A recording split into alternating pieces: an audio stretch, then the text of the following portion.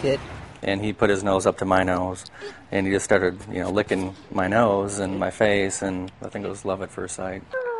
WebMD's Holly Zulauf grew up with dogs, but as an adult hesitated bringing one into her household because her husband, Jay, is allergic.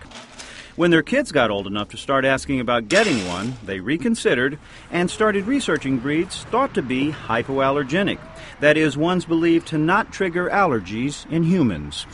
My biggest fear was to get a dog that my kids could, we would have to get rid of and my kids would be attached, and I just did not want that to happen. Then came Cooper, a golden doodle, a golden retriever poodle mix who so far has produced no allergic reaction in Jay. Sit.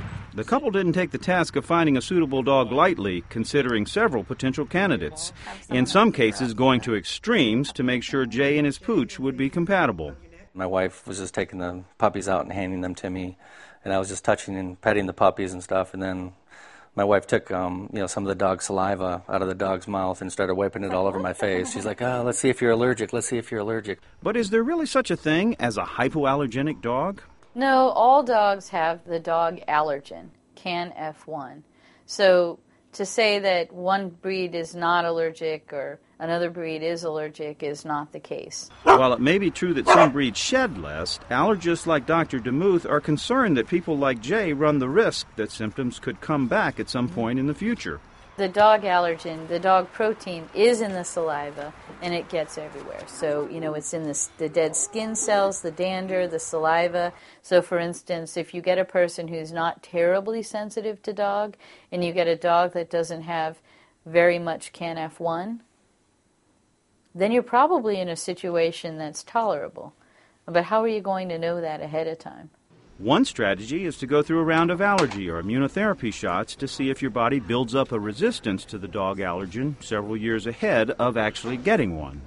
And the way it typically works is we give small measured doses of the allergen over time, and you kind of trick the body into learning to tolerate that protein.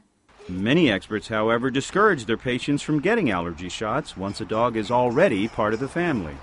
But you can imagine if you're living with an animal, the amount of protein that's in the house from the animal is probably more than you're giving for the allergy shot. So some of us won't actually do immunotherapy for animals if there's an animal in the house. So if symptoms come back for this family, your advice might be get rid of the dog. Yeah, and I hate that. We're happy to report that Jay and Cooper's friendship continues to be symptom-free. For WebMD, I'm Damon Maharg.